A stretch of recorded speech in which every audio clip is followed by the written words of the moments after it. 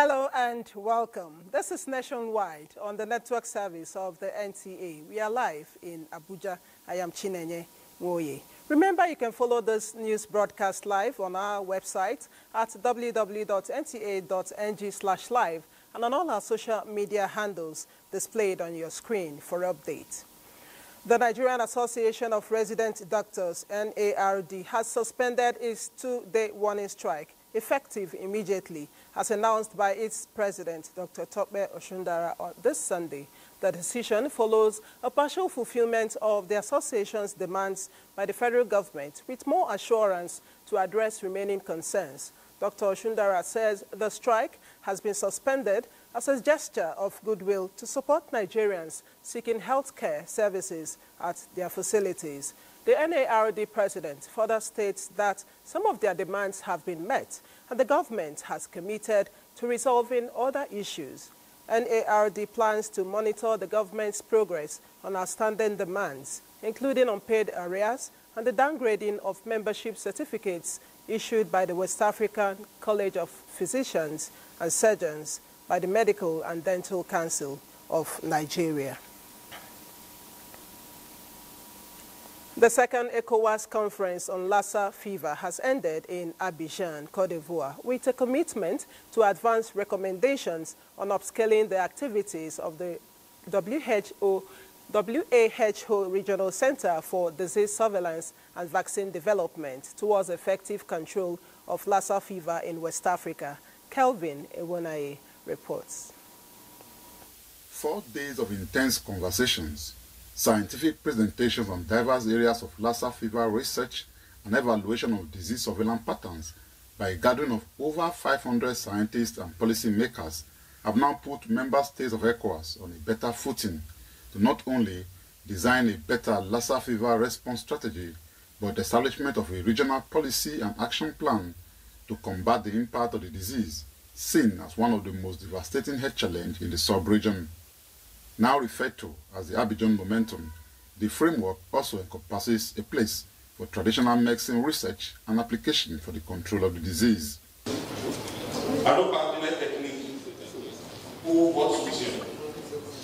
Expected resolutions will guide our policy framework on tackling Lassa fever control.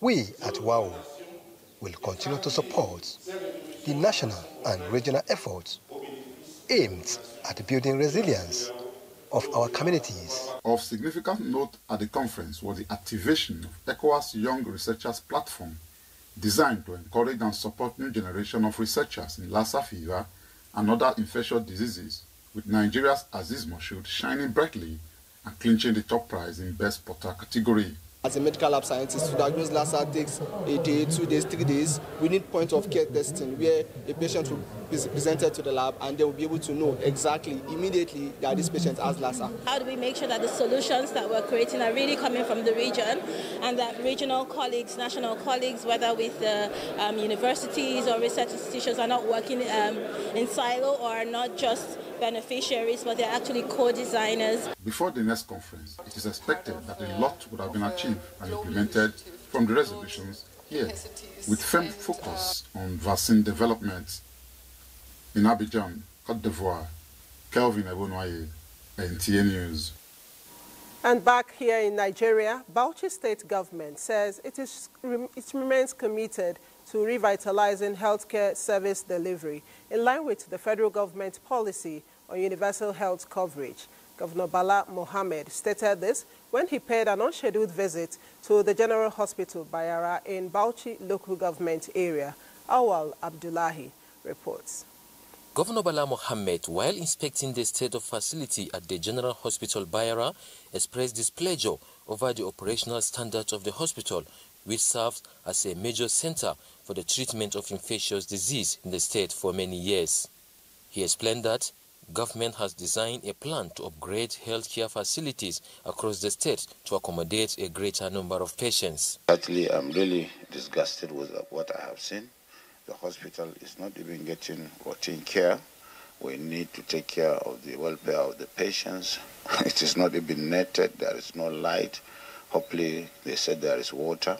I will make sure within the next few weeks, since I've done in a manner that all those dangerous things that I have seen are reversed before we come to the main issue of renovation and building. The governor also assured that before the end of his tenure in 2027, additional hospitals will be constructed to meet the growing population of the state. In Bauchi, Awal Abdullahi, NTA News. Nigeria is driving proactive policies in the agricultural sector that will unlock sustainable agri-food systems to safeguard the climate and restore ecosystems.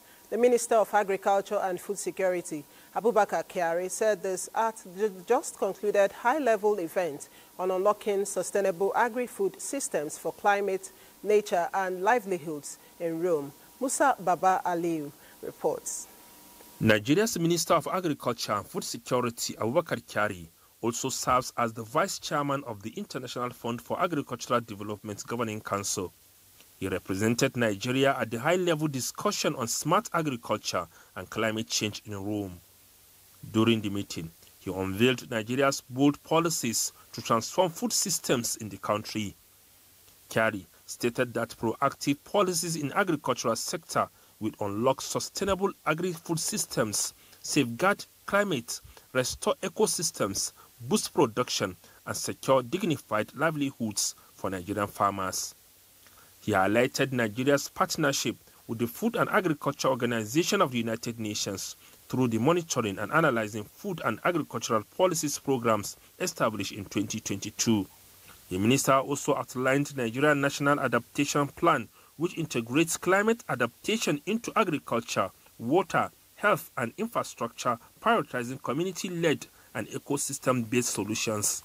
He called on global stakeholders, including international financial institutions like the FAO and IFAD and the Global Environment Facility, to scale up concessional financing and supporting impact programs for smallholder farmers and rural communities. Musa Baba Aliyu, NTA News. The National Forum of Former Legislators from the 17 southern states have endorsed President Bola Tinubu as their sole presidential candidate for the 2027 general elections and declared support for the South to complete 8 years presidential tenure. This was at a summit held in Abuja, Ogun State, with the theme, National Unity, Bedrock of Nation Building, convened by the Chief of Staff to the President, Femi Gbajabiamila. Yemi Dalemo reports. The summit is a reunion for former National and State Assembly legislators. We provided a platform for them to add their voices to issues of national discourse. Chief of Staff to the President and former Speaker, House of Representatives Femi Gbajabiamila, among other key stakeholders, notes that nation building is a joint task, urging all to join hands with President Bola Tinubu to transform Nigeria. There's still a lot of work to be done. However, you must not let anyone tell you that we are not steadily marching forward. Our task remains to continue in that forward march with determination and humility. As a body, we are committed to issues that will promote the peace, unity of our dear country and also entrench democracy. Asiwaju must complete his 8 years. Nigeria is rising again. A united and prosperous Nigeria is possible. It's a very good opportunity and time for the legislators to put our house in order. It's best interest of the South and the nation that the incumbent president, Bola Ahmed Tinubu GCFR, completes his tenure of the South. Accordingly, we adopt him as our sole candidate for 2027 election. The Forum of Former Legislators urged Nigerians to promote unity and firm foundation of nation building. In Abuja, Yemi Dalemo, NTA News. The Minister for Works, David Umahi, has visited Kebbi State to supervise the construction of the 258-kilometer stretch of the Sokoto-Badagry Superhighway. The superhighway is part of President Bola Tinubu's Renewed Hope agenda, aimed at boosting Nigeria's infrastructure and socio-economic development. Jafar Yusuf Ilo has the report. Badagry Superhighway is a massive infrastructure project aimed at boosting economic growth, security and connectivity between Nigeria's northern and southern regions. The project connects Sokoto to Badagry, passing through 7 states, which are Kebbi, Niger, Kwara, Oyo, Ogun, and Lagos. The Minister for Works, David Omahi, after inspecting the project, was satisfied with the level of work done so far. He was full of appreciation to the Kebbi State Governor for providing security to ensure the smooth execution of the project. And also to minimize, level of insecurity, we are now eliminating the median, which is also a basin, that collects water and sends it to the, base course for failure. So we are eliminating it and we are putting beautiful, New Jersey. But in township, where we have township, we are now going to, bring it back, but it's going to be 3 meters and we shall concrete it.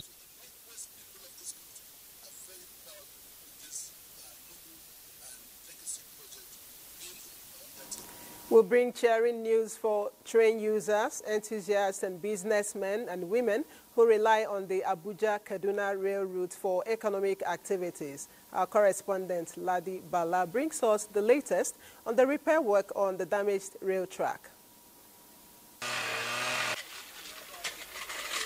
Accidents of any sort leave behind varying degrees of impact. However, deliberate and proactive steps taken to prevent reoccurrence with a human-face approach make the difference.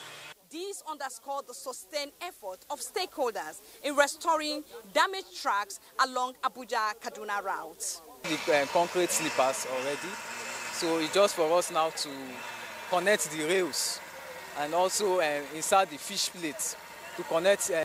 There is no problem because the way we handle it right from the beginning up to this extent is very good.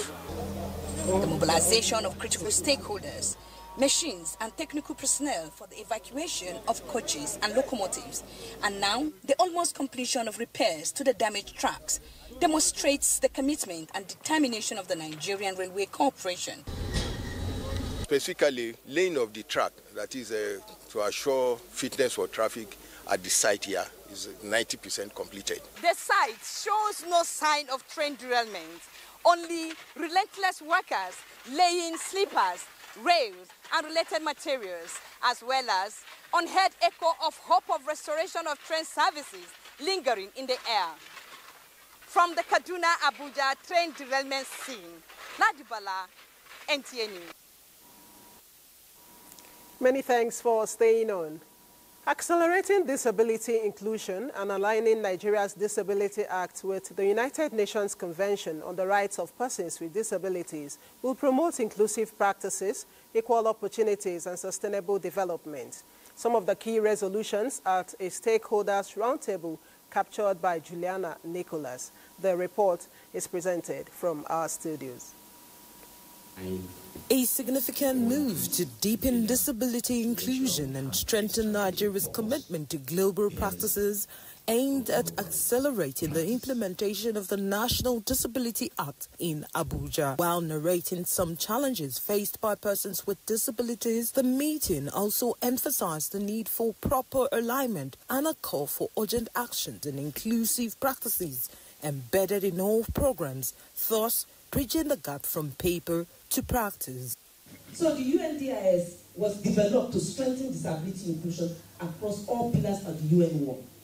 And this strategy serves as a system-wide policy and accountability framework for the UN. The Commission is set to roll out the mandatory certificates of compliance, which will streamline compliance. The guidelines in this novel procedure is awaiting gazetting.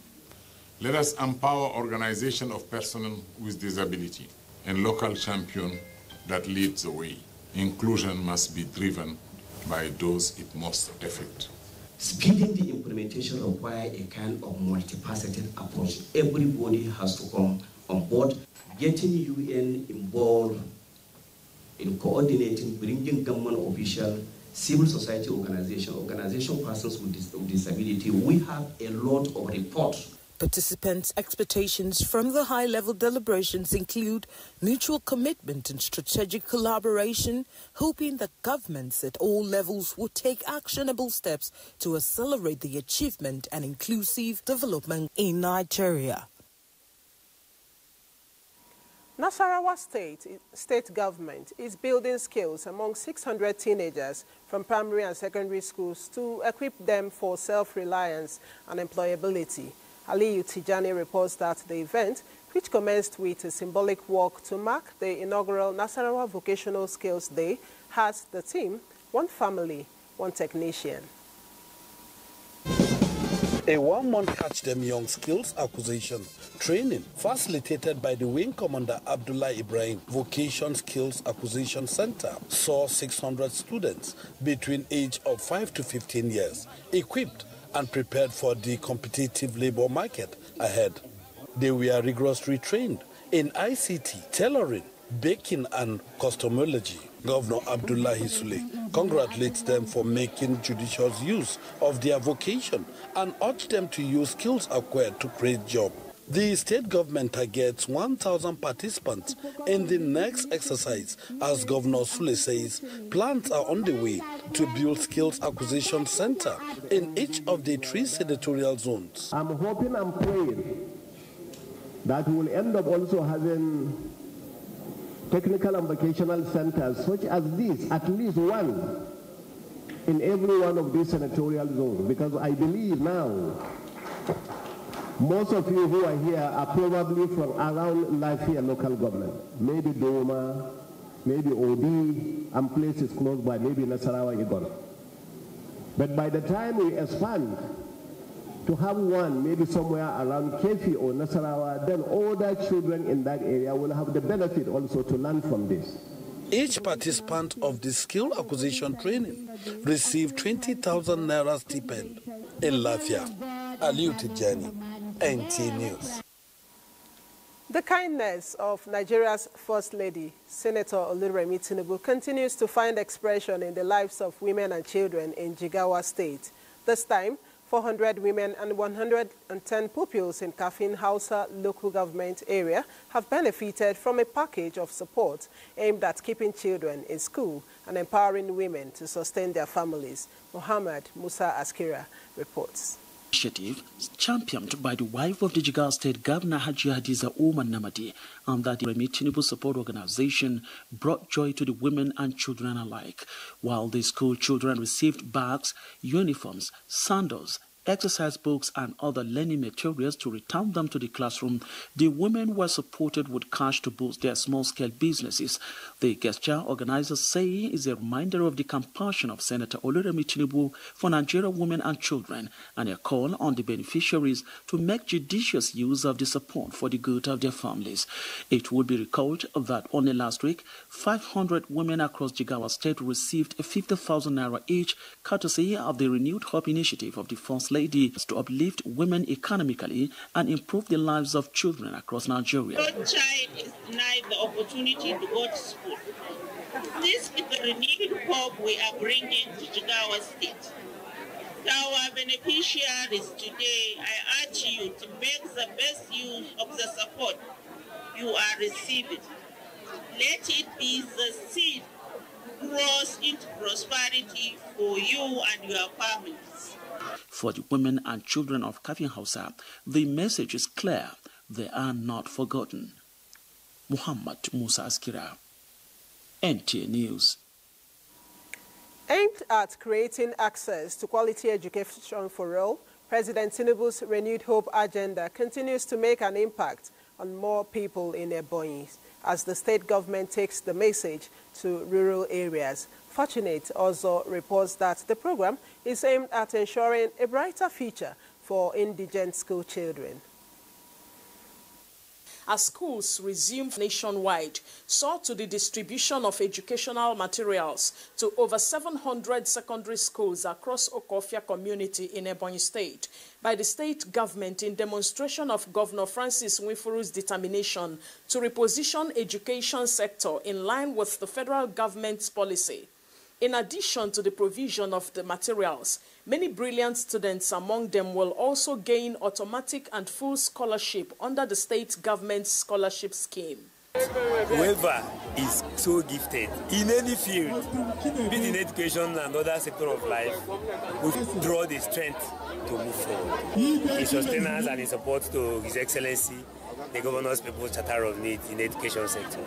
For 2024-2025 academic session, stakeholders in the sector aligned themselves with the new policy of the federal government on school curriculum, describing the distribution of the materials as timely. The passion the governor of Ebonyi State has for education is contagious and infectious. The new policy from the federal government have come to bring a new curriculum for us. We are implementing 100%. The recipients of the government gesture, who were overwhelmed with joy, promised to make judicious use of the opportunity and to take their studies seriously. In Abakaliki, Fortunate Ozo, NTA News. Lagos is our first port of call on Nationwide, and Adeola is standing by to bring us the next set of reports. Hello, Adeola. Multilingual education is pivotal in harnessing Nigeria's diverse linguistics resources, promoting inclusivity and fostering national unity. Experts believe that embracing multiple languages can significantly enhance learning outcomes, preserve the nation's rich cultural heritage, and equip citizens with the skills necessary for effective global engagement. Adejoke Odeka will tell us more. They say is a disease, a stark reality for many. I took to the streets in search of real-life stories from individuals who have felt the weight of illiteracy. I was working in a company for 6 years. I left that company because I cannot read, I cannot write, and it's a challenge. You can't even be online successfully without being able to read and write. It's given me a lot of opportunities. It has opened doors for me, in terms of connecting with clients. People refer me to clients. By championing multilingual education to unlock illiteracy's transformative power, experts say literacy extends far beyond reading and writing, fostering critical thinking, cultural preservation, and global understanding for a more peaceful and inclusive society. Multilingual education should be embraced. It may help to cope with the problem of cognitive, affective, and psychomotive development of children. They would perceive the world from the philosophical worldview of their own culture, especially in Africa, and that will make them more productive citizens. For a world where literacy ignites change, experts say inclusive policies and community-driven initiatives that brings about linguistic diversity, unlock boundless opportunities, and nurture lasting peace are needed. In Lagos, Adejoke Odeka, NTA News. The rehabilitation of the Muritala Muhammad International Airport, Lagos, has commenced. This is aimed at transforming the airport into a world-class aviation hub. Engino John Adams reports. Workers on site, just as promised by the federal government. They are already working on the road leading to the drop-off and pick-up points, as well as the landscaping of the central square located in front of the terminal buildings in order to create a welcoming atmosphere for arriving passengers. This move has been commended by key players in the aviation sector who say renovation of the nearly 50-year-old terminal will enhance public safety and support Nigeria's growing aviation industry. That is Nigeria's premier airport, and whatever the federal government can do to ensure that it meets global standards, it should be done. And I think the decision to rehabilitate our airport is the best. I think it's only a win for Nigeria because usually the airport is usually the first point of contact when people come into the country. So to make it welcoming, clean, it's just a good impression for the country and for Nigerians as a whole. PPP arrangement will also be extended to this expansion and renovation and refurbishment so that federal government can conserve its own resources and use it for more pressing needs. As work progresses, the Federal Airports Authority of Nigeria is advising passengers to allow extra time for travel to avoid missing their flights. In Lagos, Hinginu, John Adams, NTA News. And those are the reports from Lagos.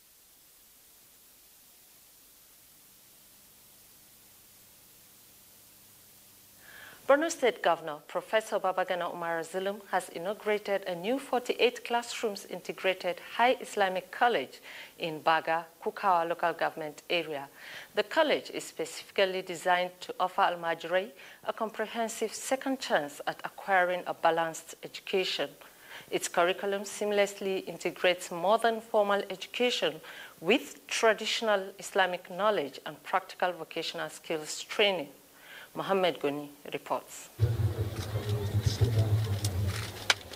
The over 20 high Islamic colleges, with more others coming on board, are part of efforts to counter the dangerous ideology of Boko Haram and to enable the products of such institutions attain higher education. Governor Zulum described the initiative as a critical part of his administration's policy of empowering the youth to address the problem of illiteracy and the root causes of insecurity facing the state. The governor said his administration will ensure that they get quality education which can qualify them to sit for the Joint Admission and Matriculation Board examination that allows them get admission into tertiary institutions in Nigeria. Professor Zulum, who expressed excitement about the enrollment drive in Baga town, said government will do everything possible to retain them until they complete their studies. Commissioner for Education, Science, Technology and Innovation, Lawan Abawokilbe, noted that the state government had provided students with free uniforms, books and other learning materials. He added that the teachers are community-based and 23 of them are all residents of Baga community.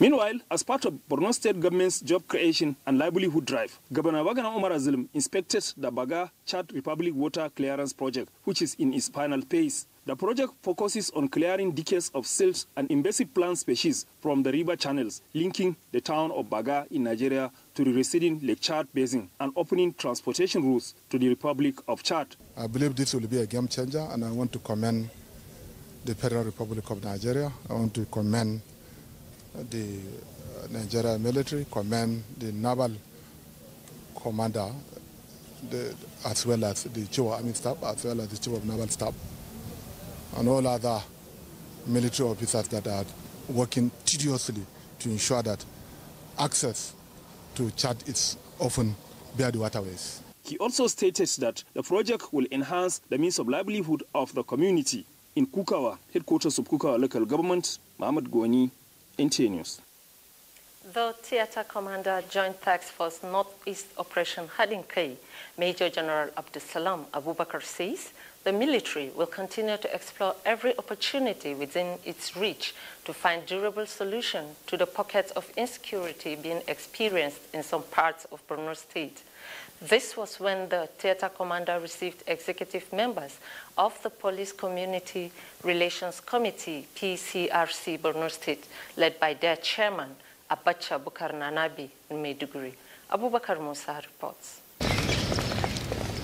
This visit to the Theatre Commander Joint Task Force Northeast Operation Hadinkai by executives of the Police Community Relations Committee, PCRC, can be described as a welcome development, as it is aimed at re-strategizing on how best to come up with an action plan against insurgency attacks, especially on soft targets. Theatre Commander Joint Task Force Northeast Operation Hadinkai, Major General Abdul Salam Abubakar, while describing PCRC as instrumental in restoring total peace to Borno, affirmed determination to work closely with the organization for optimal results. If you don't engage the youths, of course you see an increase in crime. They are also involved in crime prevention and supporting police programs. So all these roles which you play are very, very crucial to the mandate of Operation Hadinkai. We condole and show our sympathy with you over the demise of Commander MIB Brigade, late Colonel B. Umoru of 7th Nigerian Army, Maiduguri. The visit which the PCRC reiterated is to seek collaboration of the military in tackling internal security, also afforded the chance to not only introduce members and their assigned roles, but acknowledge the military's tremendous support over the years, especially its participation in PCRC's capacity building workshop in August this year in Maiduguri. Abubakar Musa, NTA News. Those are the reports from Maiduguri. We now head back to Abuja, where Chine has more on nationwide news. Many thanks, Wadiam. Troops of 12th Brigade in Nigerian Army under Operation Accord 3, in conjunction with other hybrid forces, have eliminated a notorious criminal in Kogi State, Babangida Kachala, second in command to Kachala Shuaibu, the leader of a bandit group. The troops engaged bandits hibernating within Ofere Forest and the General Ayetoro area. A statement by the Assistant Director, Army Public Relations, Lieutenant Hassan Abdullahi, says a fully loaded magazine, 31 handsets, a blood pressure machine, and illicit drugs were recovered. The National Security Advisor, Nuhu Ribadu, says there will be no hiding place for non-state actors undermining the peace and stability of Nigeria. This was in a message delivered to graduates of a special squad of the Nigeria Forest Security Service held at the Police Mobile Force Training College in La Orangun, Osun State.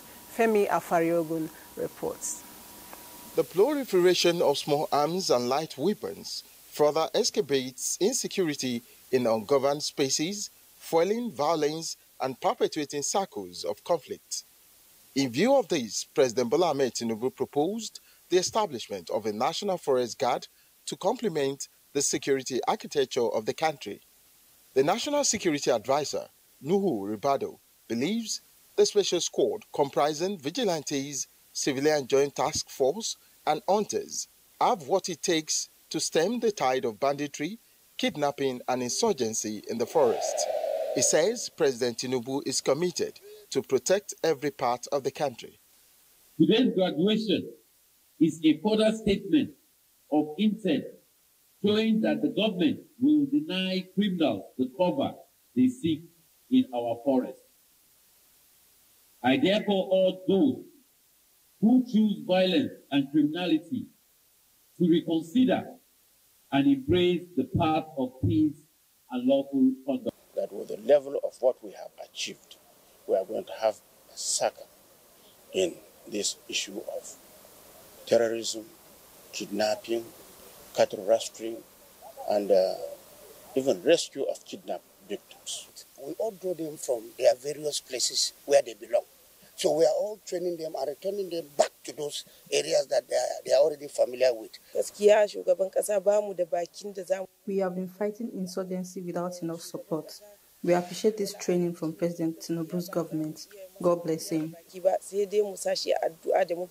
The special squad of 616 personnel drawn from the northeast, northwest, and north central have been trained for 12 weeks. From the Police Mobile Force Training College, Ilarogo, Femi Afariogo, NTA News. An Indian businessman and 3 Nigerian accomplices have been arrested by the National Drug Law Enforcement Agency, NDLEA, in connection with the seizure of more than 2 million pills of tramadol intercepted at the Murtala Mohammed International Airport in Ikeja, Lagos. This arrest is part of the agency's ongoing efforts to combat illicit substance trafficking across the country. Sawa Khalil Ibrahim reports. The tramadol shipment is estimated at more than 3 billion naira in street value, imported from Delhi, India, and disguised as multivitamins in 114 cartons. Clearing agents, 2 drivers, and Indian businessman were arrested in connection with the shipment.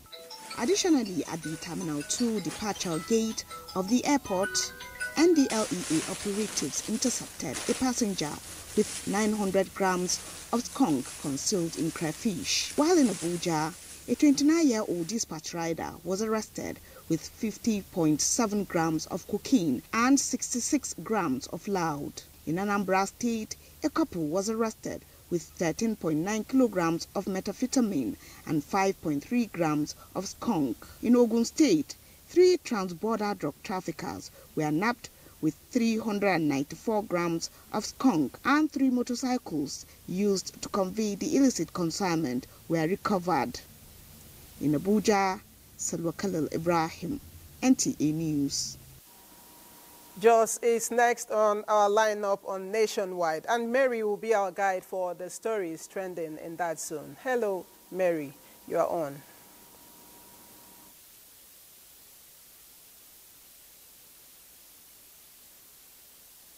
Hello, Chinenge, and welcome to Jos. Plateau State government is urging young persons to be drivers of positive change by promoting the dignity of human life and the elimination of all barriers to the human race as a major way of restoring the lost glory of the state. Governor Caleb Mutfwang was speaking at a meeting with Plateau youths from the Youth Peace Camp in Jos. Priscilla Grumnan has the details. The Plateau Youth Peace Camp is an initiative of the State Peace Building Agency, which attracts young persons from the 17 local government areas of the state. The training exposes them to the dangers of engaging in violent conflicts that have led to wanton destruction of lives and property of citizens. Governor Caleb Mutfwang appeals to the youth to be agents of peace, lamenting the divide that has been created over the years. The governor also admonished them to work for peace and always practice peace wherever they go for meaningful development. If we are going to become ambassadors of peace, we are going to become change makers, then we ourselves must see the dignity and the value of the human being. The Director General of the Plateau State Peace Building Agency says the initiative aims at remolding them and changing their thinking towards promoting peace and harmonious existence. We expect that at the end of this camp, and we're beginning to see that that is happening, a positive mindset change among participating youths, shifting from division and mistrust towards unity, collaboration, and shared responsibility for peace building in their communities. One of the resource persons, Professor Chris Kwaja, assured the governor that the trainees have made a resolution that never again will they be used for violence. The 302 youths drawn from the 17 local government areas of the state are currently undergoing training at the Citizenship and Leadership Training Center, Sherry Hills, Jos. In Jos, Priscilla Grumnan, NTA News. Governor Caleb Mutfwang has inaugurated the newly constructed Jos Metropolitan Development Board markets in Bukuru to assist roaming traders, especially women that have been displaced by crisis. Ijoma Ozemena reports. The market has 165 shops, 133 lock-up shops, 16 warehouses, and an open space that can accommodate more than 2,000 traders and parking lots. While inaugurating the project, Governor Mutfwang says the motivation behind the project was to support traders, especially women who roam the streets to earn a living. The things that motivated us into this project is to reduce the suffering that our women go through. And let me use this occasion to salute our mothers on the plateau, who are the economic earners for their families. We appreciate all you do and will continue to look for ways to support you. He adds that the market is not just an economic hub, but a major source of livelihood that is in line with the Greater Jos Master Plan, all in an attempt to restore dignity to the traders, stressing that his administration will continue to expand the economic space that will be open to the global market. The project has an economic plan that will accommodate more traders that will change the landscape of Bukuru into a modern city. The JMDB market Bukuru is a testament to our commitment to creating modern, efficient and sustainable economic infrastructure. In Jos, Ijoma Ozemena, NTA News. And that's our contribution from Jos. Chinenge is still standing by in our Abuja studio. Thank you so much, Mary. The Nigerian Navy says it is constantly adapting to meet the ever-evolving security challenges of the 21st century, remaining proactive and forward-thinking, part of remarks by the Chief of Naval Staff, Vice Admiral Emmanuel Ikechukwu Ogala during the graduation ceremony of Naval Police Officer Basic Course 14 and Able Regulating Qualifying Course 16 2025 in Makudi. Charles Alba reports.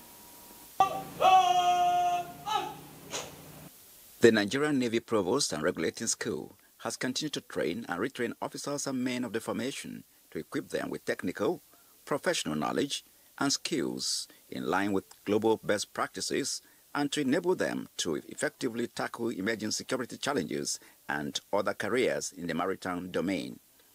This time, more than 60 personnel were involved in the rigorous 4 months training. By the powers conferred on me, confer on you as provost officers and able regulators in the Nigerian Navy. As you prepare to continue with your professional journey, I want to assure you that the Nigerian Navy, under the present leadership, remains committed to providing you with the necessary resources, training, and support to excel in your respective careers.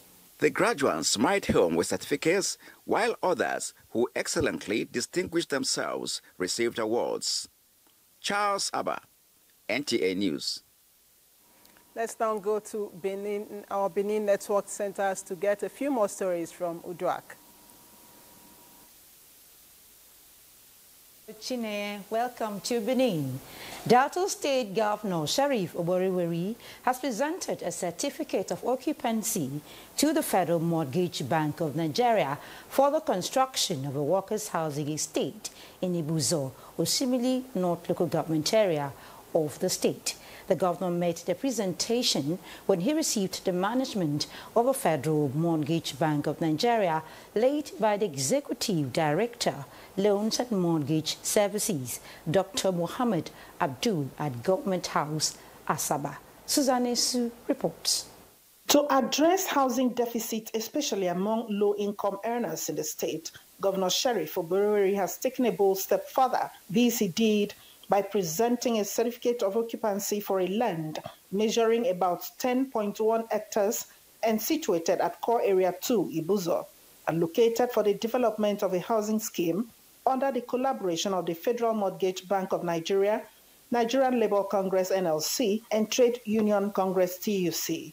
He also waived the statutory fees amounting to about 200 million naira to ease the acquisition process in the interests of the workers. Their salary has been consumed by rent. Those who are not able to build their houses, they pay a lot in rent. I appeal to the Federal Mortgage Bank of Nigeria to ensure that the project is completed in good time. The Managing Director and Chief Executive Officer of the Federal Mortgage Bank of Nigeria, who was represented by the Executive Director of Loans and Mortgage Services, Dr. Mohammed Sani Abdul, added that the bank currently has about 9 ongoing housing projects in Lagos, Abuja, Kano, and other parts of the country, and is determined to replicate the initiative in Delta State. It's now in our ministry going through the mill so that the modalities of executing them at the local governments will come. I want you to be part of the first stage that will off-take. High point of the visit was presentation of the certificate of occupancy to the team leader by the governor in Asaba. Susan Esu, NTA News. In a renewed onslaught against criminals, the Edo State Special Securities Court, codenamed Operation Flush Out Cultists and Kidnappers, has conducted a large-scale bush-combing operation, leading to the recovery of firearms and ammunition, as well as 2 houses allegedly used by kidnappers. Goodluck Kenaini reports. The coordinated exercise was carried out under the direct supervision of the Chief Security Officer, CSO, and the Governor's Principal Security Officer, PSO.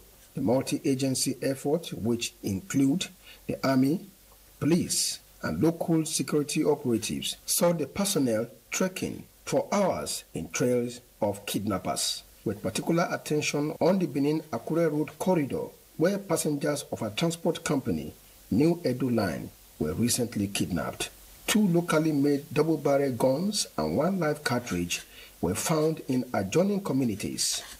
Similarly, 2 abandoned houses allegedly used by kidnappers were uncovered in Abuja forest. For the now, we would go back as we continue our search to have a kind of a comprehensive meeting with the hunters and those in the community. The youth of each community should be engaged in this process, and the governor is the #1 security officer in the state. He's continuously monitoring our movement. Activities of kidnappers are said to have become rampant along the route, and this for the community leaders has outstretched the effort of local hunters. All this while, we carry our hunters union to make sure say we do our best. It's clearing the road to make it wide so that when you are here, you'll be seen far.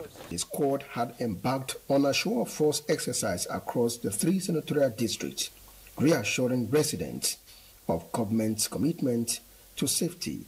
Good luck, Inaini, NT News. Good luck, Inaini, NT News. And that's it from Benin. It's back to Chineye in Abuja for more on Nationwide. Udua Kachibong there in our Benin Network Center. Thank you so much. And for the latest in the world of sports, let's now join Suleiman Musa on Sports Update. Nigeria's Israel Okon and Kayinsola Ajayi have booked their places in the men's 100-meter semi-finals at the World Athletics Championship in Tokyo, Japan, competing in his first senior global outing. Okon impressed with a 10.04 run to win his heat, finishing ahead of Britain's Zainel Hooks at 10.06 and Olympic champion Marcel Jacobs of Italy in 10.20s. Ajayi meanwhile clocked a lifetime best of 9.88. He placed second in his heat, a mere 0.01s. To boxing, Terence Crawford edged his name deeper into boxing history with a sensational point victory over Saul Cancelo Alvarez in Las Vegas, becoming the first male fighter in the modern era to reign as undisputed champion across 3 weight divisions at Allegiant Stadium. The 37-year-old American jumped up 2 weight classes and produced a masterclass in skill, defense, and precision, confirming his pound-for-pound supremacy, though the scorecards read closer than many ringside observers expected. 116 to 112, 115 to 113, 115 to 113. The unanimous verdict crowned a defining night that will stand as one of the sport's greatest performances. To golf, world #1 Scottie Scheffler fired a sizzling 8 under par 64 to close within 2 strokes of leader and fellow Ryder Cup teammate Ben Griffin after a 3rd round of Procure Championship. Griffin caddied a composed 70 to maintain top spot at 16 under, holding a slender 1-shot advantage over rising star Jackson Cuvon at Napa Silverado Country Club. Cuvon, a 20-year-old amateur from Auburn University, surged into outright second place with a 4 under 68. Scheffler and Griffin with Sports Update. Suleiman Musa, NTA News. And that is it on Nationwide. We thank you so much for being a part of